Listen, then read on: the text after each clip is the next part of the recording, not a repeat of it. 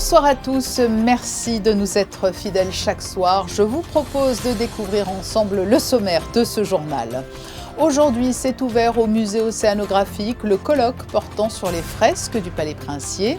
Au cours des 10 dernières années, des travaux de restauration ont en effet permis de découvrir de véritables trésors qui en disent beaucoup sur l'histoire de Monaco et plus largement sur l'histoire artistique des rivages de la Méditerranée. Nous serons en duplex dans cette édition avec la présidente du comité d'organisation de ce colloque, Dominique Vintin. En préambule du tournoi de rugby Sainte-Dévote, des équipes de jeunes rugbymen venus tout spécialement à Monaco pour participer à cette compétition ont pu prendre part ce matin à des séances de sensibilisation aux dangers aquatiques et aux bons gestes à adopter. Le tout sous le regard bienveillant de la princesse Charlène qui a fait de ces sessions l'un des axes forts de l'action de sa fondation. Des experts du Conseil de l'Europe viennent d'effectuer une visite de 2 jours à Monaco. Ils appartiennent à l'APES, l'accord partiel élargi sur le sport, dont l'objectif est de promouvoir un sport plus éthique, plus inclusif et plus sûr. Nous reviendrons sur les échanges qu'ils ont eus avec les acteurs du sport à Monaco. La mairie multiplie les initiatives et offres pour soutenir les seniors. Une grande campagne d'information vient d'être lancée pour mieux faire connaître la palette de prestations proposées. Et puis nous irons découvrir une nouvelle table à Monaco. Le restaurant Sen, basé sur la cuisine japonaise, ouvrira bientôt ses portes au Méridien Beach Plaza. Après la découverte d'anciennes fresques dans l'enceinte du Palais Princier, historiens, chercheurs et restaurateurs se réunissent pendant 3 jours pour livrer les résultats d'une enquête qui a duré plus de 10 ans. Des conclusions présentées au public lors d'un colloque au musée océanographique auquel ont assisté Alban Gingembre et Jean-Alexandre Dordet. Le Palais Princier renferme bien des secrets. Un passé dessiné sur des fresques jusqu'alors cachées. Le prince souverain choisit de révéler ce trésor au public en initiant la restauration de ce patrimoine. J'étais bien loin d'imaginer les découvertes auxquelles ce chantier allait nous conduire. Et quelles découvertes! Les fresques découvertes au palais datent du XVIe siècle et permettent une relecture générale de l'histoire du palais princier, des Grimaldi et de l'affirmation de la souveraineté monégasque à cette période. Le XVIe siècle est une période un peu confuse en Méditerranée et dans le sud provençal, génois, parce qu'il y a une grande rivalité entre la France et l'Empire de Charles Quint. Donc on a vraiment une rivalité entre Valois et Habsbourg. Et Monaco se retrouve au cœur de cette rivalité. Et c'est toute la difficulté pour elle au XVIe siècle d'exister entre Charles Quint et entre François Ier. Ces fresques ont incité chercheurs, conservateurs et restaurateurs à travailler en pluridisciplinarité pour refaire du XVIe siècle la base de la souveraineté monégasque reconnue à l'international. Ce XVIe siècle est une redécouverte aujourd'hui. On voit qu'il a été fondamental que le contexte géopolitique européen a porté l'affirmation de cette souveraineté monégasque et sa traduction dans les décors, dans les images, à travers les fresques qui ont été mises au jour au palais. Donc ces fresques, c'est plus finalement qu'un décor de plaisance, c'est un changement de statut que les seigneurs de Monaco indiquent sur les murs de leur résidence. Les révélations autour de ces fresques sont nombreuses et le public est le bienvenu au musée océanographique pour assister au colloque. Dominique Vintin est la présidente du comité d'organisation de ce colloque et elle est avec nous. Bonsoir. Bonsoir. Les fresques récemment découvertes au Palais Princier ont-elles modifié notre compréhension de l'histoire artistique de la principauté et même au-delà ? Effectivement, la redécouverte de près de 600 mètres carrés de fresques dans les grands appartements du Palais Princier, non seulement la redécouverte, mais la restauration de cet ensemble et son étude matérielle, étude historique, étude iconographique, ont permis de donner un nouvel aperçu sur ce Palais Princier et de mieux comprendre comment, au XVIe siècle, dans une période troublée par les guerres d'Italie, la souveraineté monégasque se développe, s'affirme dans un palais qui est transformé, c'est-à-dire on passe d'une forteresse médiévale à un palais de la Renaissance qui va aller puiser dans un fond iconographique, mythologique, des thèmes qui permettent une sorte de mise en scène allégorique des souverains successifs et qui vont donner à ce palais un décor tout à fait éblouissant. Et est-ce que l'on a pu identifier avec précision les artistes ou les ateliers à l'origine de ces fresques ou certaines restent-elles encore anonymes ? Alors, tout n'a pas été encore totalement éclairci. Il apparaît une personnalité éminente qui est un peintre génois, Nicolosio Granello, ou Granerio, qui est identifié par une quittance des années 1540 et surtout l'analyse stylistique de ces peintures qui a été réalisée notamment par le professeur Magnani de l'Université de Gênes montre à quel point les fresques que nous avons au Palais de Monaco sont influencées et probablement même réalisées par un peintre génois, mais sont influencés par ce goût de l'aristocratie génoise qui va se tourner vers l'Antiquité, vers les grotesques et vers aussi, par exemple, cette figure d'Ulysse qu'on trouve dans la salle du trône. Et quelles techniques de conservation ont été utilisées pour préserver ces œuvres, j'imagine fragiles, après leur découverte ? Alors, finalement, on peut considérer à la lecture de l'ensemble des bouleversements, remaniements qui ont été opérés à partir de la fin du XVIIIe siècle et durant tout le XIXe siècle, que la conservation de ces fresques relève un petit peu du miracle. Elles ont été masquées par des endus successifs, elles ont été redécouvertes et elles ont été bien comprises. Il y a eu une sorte d'intuition qu'il y avait là, dans ces premières découvertes fortuite, un potentiel remarquable et c'est ce qui a entraîné cette opération de conservation-restauration d'une décennie. Et donc les travaux ont été conduits avec une méthodologie extrêmement adaptée à ce palais qui est à la fois la résidence de la famille Grimaldi, le centre du gouvernement, mais aussi un palais-musée qui se visite l'été. Et il a fallu adapter la méthodologie de recherche et de restauration de ces fresques. Si l'on vous comprend bien, il y a eu effectivement des fresques qui étaient masquées au fil du temps et ces découvertes ont permis de reconstituer des espaces ou des décors disparus du palais, c'est cela ?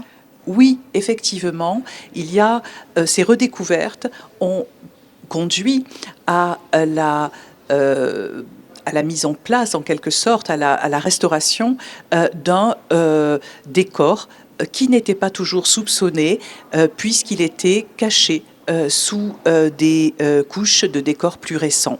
Et donc c'est vraiment un renouveau très grand que cette décennie de travaux a permis. Oui, donc avec le respect le plus total des techniques originelles. Le public pourra-t-il accéder à toutes ces fresques ou leur fragilité impose-t-elle des conditions strictes de préservation et présentation donc ? Alors, une chose à signaler, c'est que pendant cette opération de restauration et d'étude des fresques, a germé l'idée qu'il fallait un plan de conservation préventive qui a commencé à être mis en place et qui se développera dans les années qui viennent. Et ça, c'est extrêmement important parce que naturellement, l'afflux de visiteurs est en lui-même une condition de dégradation des décors peints. Mais tout ça a été bien pris en considération et naturellement, ces décors ont vocation à être montrés au public dans le cadre de la visite du Palais Princier et dans le cadre de visites spécifiques comme celle que nous organisons samedi matin pour clore ce colloque en allant tous ensemble observer ces décors peints. Merci Dominique Vintin, présidente du comité d'organisation du colloque sur les fresques du Palais Princier, d'avoir été notre invitée aujourd'hui. C'est moi qui vous remercie. Et après ce colloque, toutes les fresques découvertes au cours des 10 dernières années au Palais Princier seront également au cœur d'une future exposition en 2027. Le Prince souverain l'a annoncé ce matin à l'ouverture du colloque. Environ 300 000 personnes meurent par noyade chaque année dans le monde. Les jeunes étant les plus touchés, le travail de la Fondation Princesse Charlène est capital et de nombreux ateliers de sensibilisation sont très régulièrement organisés. Ce matin, une centaine de jeunes venus du monde entier étaient à la piscine du Stade Louis II pour un Water Safety Day en présence de la princesse. C'est un reportage de Sarah Inkari et Marie-Ève B. Avant de fouler la pelouse du Louis II demain pour le tournoi Sainte-Dévote de rugby, les petits sportifs ont enfilé leur maillot et bonnet de bain direction la piscine du stade. La Fondation Princesse Charlène a orchestré pour eux une matinée dédiée à la prévention de la noyade et à l'initiation au sauvetage. Une session encadrée par Pierre Frola, ambassadeur de la Fondation et son équipe de l'Académie monégasque de la mer.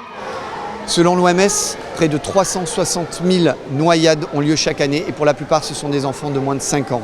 Donc la priorité, c'est d'apprendre à nager ou d'enseigner à nager le plus tôt possible. Tout à l'heure, j'ai vécu une scène qui était vraiment très très prenante. Un enfant, un tout petit du Zimbabwe qui n'avait jamais vu l'eau apparemment. Et il ne voulait pas y aller, mais avec courage, parce que c'est un rugbyman, on l'a pris dans les bras, on l'a amené dans l'eau et depuis tout à l'heure, il fait des sauts, il descend sur le toboggan. Alors il est dans une activité où on ne nage pas encore, mais il n'a plus peur de l'eau et ça c'est le plus important. Cet enfant c'est Lemuel et il a eu la chance de partager un moment privilégié avec la princesse Charlène. I've never swam in something this deep. It's just scary. I want to return. I wish I'll come back like a few more days. Venus également d'Afrique du Sud, d'Argentine, d'Équateur, d'Inde, de l'île Maurice, des États-Unis, du Japon et de Singapour, tous les écoliers ont pris part aux différents ateliers par tranche de 15 minutes. Réanimation cardio-pulmonaire avec la Croix-Rouge, water-polo, activités plongeoires et bien d'autres. Ils ne sont pas prêts d'oublier ces moments. I really enjoyed it. I loved the diving. That was my favorite part. It was awesome. I loved it. I learned the life-saving stuff. That when you dive and you throw the buoy and then you swim and you save the guy, which is really fun. Were you enjoying the water? Right? This is cold, huh? बहुत अच्छा लगा प्रिंसेस का भाई सन से भी मिलके बहुत अच्छा लगा बहुत मजा आया मुझे आज का दिन. Une matinée extraordinaire tant pour les enfants que pour les coachs qui les accompagnent. We've met so many new people, we've experienced so much in terms of culture. That's something that it's never spoken enough about because back home we do have flash floods, we don't have that much rain, and when it does rain we have flooding. So swimming is something that is incredibly invaluable. Persévérance, solidarité et cohésion d'équipe, ce sont ces mêmes valeurs que les joueurs mettront en avant demain dès le coup d'envoi du tournoi Sainte-Dévote, un événement organisé par la Fédération monégasque de rugby en partenariat avec la Fondation Princesse Charlène. Entre hier et aujourd'hui, Monaco, en tant qu'État membre du Conseil de l'Europe, a accueilli 6 experts de la Charte européenne du sport, venus échanger avec les fédérations et institutions locales, avec pour objectif améliorer encore les conditions de pratique du sport. Les explications de Gaëtan Lebrun sur des images de Thomas Deus. Au programme de cette mission, des échanges approfondis avec les institutions sportives monégasques, mais aussi une immersion sur le terrain. Les experts ont notamment visité les principales infrastructures sportives de la principauté, dont le stade Louis II. Cette démarche s'inscrit dans une volonté d'améliorer les conditions de pratique, aussi bien pour les sportifs amateurs que professionnels, en tenant compte des standards européens. Au niveau du Conseil de l'Europe, on s'est mis d'accord sur un ensemble de principes, puisque cette charte a été adoptée par les ministres du Conseil de l'Europe, sur certains principes qu'on considère comme incontournables ou l'essentiel à mettre en œuvre. Ça va de l'inclusion, de l'égalité d'échange, du droit au sport pour chacun, de la promotion du sport de haut niveau, mais aussi du sport pour tous. Et donc on échange avec tous les acteurs, y compris les acteurs sportifs comme on l'a fait ce matin, pour essayer d'attirer leur attention sur certains points. Alors on sait que de nombreux points, comme on l'a déjà entendu, sont mis en place à Monaco en général, mais on insiste aussi sur certains éléments plus particuliers en disant voilà, on a un point qui concerne la formation des dirigeants sportifs, des entraîneurs. Est-ce que vous avez des programmes spécifiques pour les former non seulement au management, mais aussi aux valeurs de la charte, comme le fair play, l'équité, l'égalité, etc. Donc on essaie d'avoir un dialogue interactif avec les acteurs du secteur sportif en leur disant on ne vous oblige à rien, mais voilà ce sur quoi nous on pense qu'on a un terme commun d'entente pour mettre les valeurs du Conseil de l'Europe en œuvre dans le secteur du sport. Au-delà des infrastructures, les discussions ont également porté sur les politiques sportives, l'inclusion ainsi que la promotion de l'activité physique. Les autorités monégasques voient dans cette visite une opportunité de renforcer encore davantage leur engagement en faveur du sport en travaillant main dans la main avec le Conseil de l'Europe. Tout au long de l'année, il y a des réunions qui ont lieu au Conseil de l'Europe, où nous exposons ce qui est fait, et puis surtout, nous aurons l'occasion de le redire, puisque Monaco va présider le Conseil de l'Europe à compter du mois d'avril prochain jusqu'au mois d'octobre. Et il y aura ici, au tout début novembre, une conférence des ministres des Sports où nous rappellerons ce que nous faisons, en particulier en matière d'équipement, mais surtout transmission de valeurs, comme je le disais, discipline, mais aussi faisons attention aux violences dans le sport, parce que c'est aussi un sujet qui sera abordé au mois de novembre. Les experts de la Charte européenne du sport ont terminé leur séjour en principauté en assistant au Water Safety Day aux côtés de la princesse Charlène.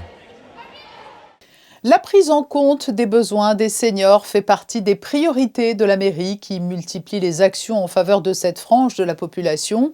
Le service des seniors et de l'action sociale diffuse d'ailleurs une nouvelle campagne d'information pour mettre en avant les différents services mis à la disposition des seniors de Monaco. Fabien Bonilla et Alexa Vial nous en disent plus. Auxiliaire de vie, aide à domicile, livraison de repas ou encore téléalarme. Chaque jour, si vous êtes monégasque ou résident, vous ou vos proches pouvez faire appel à la mairie pour vous soutenir sur du long terme ou une courte période ponctuelle. Et pour cela, une campagne d'information vient d'être mise en place. Son titre, À vos côtés chaque jour, une campagne pour mieux faire connaître les aides du service des seniors et de l'action sociale. Nous tenons à ce que toute la population monégasque, tous les résidents de Monaco, sachent que la mairie est là pour les aider en cas de coup dur, ou tout simplement parce qu'on a beaucoup de jeunes aussi qui ont des accidents de la vie, mais aussi pour toutes les personnes âgées, pour trouver un peu de réconfort, de joie, de parole, c'est important. La mairie propose 4 services destinés à accompagner les résidents dans leur quotidien, auxiliaire de vie, aide au foyer, distribution de repas à domicile ou encore téléalarme. Marcel, 94 ans, bénéficie de ces 4 services. La téléalarme, vous voyez que j'ai toujours au poignet, le service plateau repas, auxiliaire de vie, ces charmantes personnes qui nous accompagnent, surtout si on doit sortir, et l'aide au foyer, l'aide ménagère.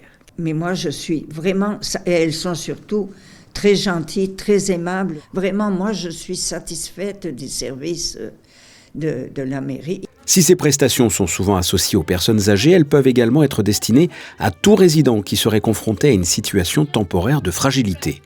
Effectivement, ça ne concerne pas que les personnes âgées puisqu'on peut être face à des difficultés et un accident de ski, une grossesse difficile ou l'arrivée de triplés par exemple, et donc on peut avoir besoin d'aide dans son quotidien de manière temporaire ou sur un plus long terme. Il suffit de contacter le service des seniors et de l'action sociale, de voir avec son médecin pour avoir un certificat médical, pour avoir une prescription médicale et à partir de là on peut bénéficier des prestations du service des seniors et de l'action sociale. 93 personnes travaillent au sein de ce service social. Il y a également 1360 bénéficiaires. Les résidents souhaitant obtenir des renseignements ou bénéficier de cette aide peuvent contacter le service des seniors et de l'action sociale de la mairie. La mairie qui est par ailleurs en charge de la distribution des bracelets et tickets qui seront nécessaires pour se rendre respectivement en place du Palais ou au stade Louis II le samedi 28 mars, jour de la visite apostolique du pape à Monaco. Eh bien, sachez que ce jeudi soir, tous les bracelets qui étaient mis à disposition avaient été distribués. Il reste en revanche des tickets pour la messe l'après-midi. Si vous êtes monégasque ou résident, vous pouvez aller les retirer à l'espace Léo Ferré jusqu'à demain vendredi soir, 19h. Lundi, la cérémonie du guide Michelin prouvait une nouvelle fois l'excellence monégasque en termes de gastronomie. Et il faut dire que Monaco ne cesse d'accueillir de nouvelles idées et de nouveaux chefs. Preuve en est avec ce concept encore en chantier à l'hôtel du Méridien Beach Plaza. Le Seine ouvrira ses portes au mois d'avril. 40 couverts et une gastronomie japonaise à la carte. Les détails de son cofondateur au micro d'Alban Gingembre et Alexa Vial. Alors le concept Seine se veut donc d'être le premier speakeasy. Un speakeasy, c'est un endroit un peu caché. Donc on a eu la chance d'être dans l'emplacement de la Rentonte au Méridien Beach Plaza, qui est un lieu un peu inconnu. On a voulu créer justement cette immersion japonaise pour transmettre le mieux possible la culture japonaise. Je pense sincèrement que aujourd'hui, c'est important de sublimer un produit, une culture, et c'est pour ça que le storytelling se veut 100% japonais. On pourra manger les plats traditionnels, nigiri, temaki, quelques plats signatures qui vont évoluer justement au gré des saisons et des envies du chef japonais, justement, Hiroki.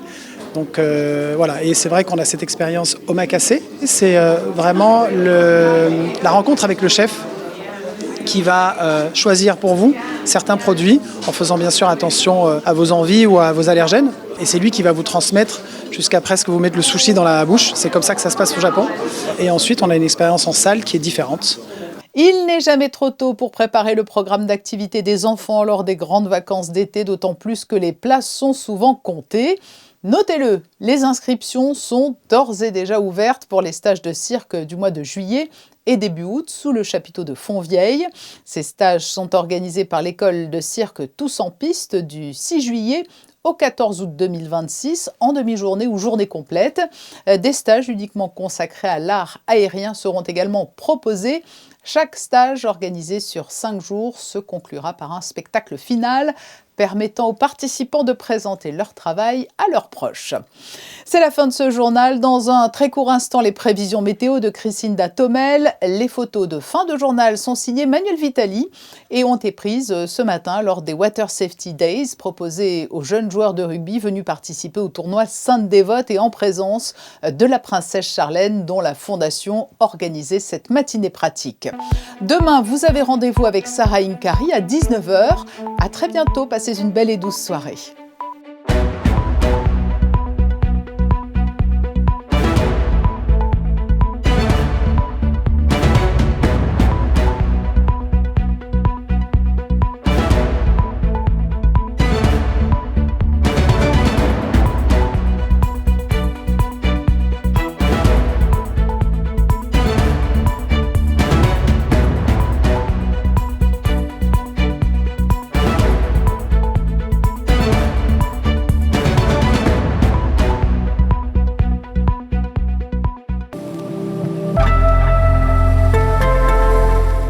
Bonsoir à toutes et à tous. Voici votre météo pour demain, vendredi 20 mars sur Monaco et ses environs.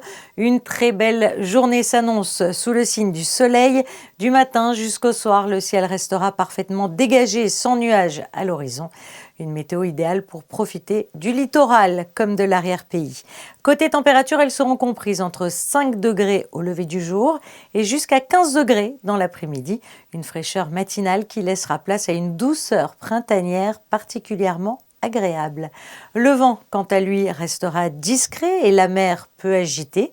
Et puis sinon, nous fêterons également demain les Herbert. Alors ce prénom d'origine germanique signifie brillant guerrier. Une anecdote intéressante, au Moyen-Âge, les Herbert étaient souvent associés à la noblesse et aux chevaliers, symbole de courage et de loyauté. Je vous souhaite à tous une très belle journée sur Monaco Info.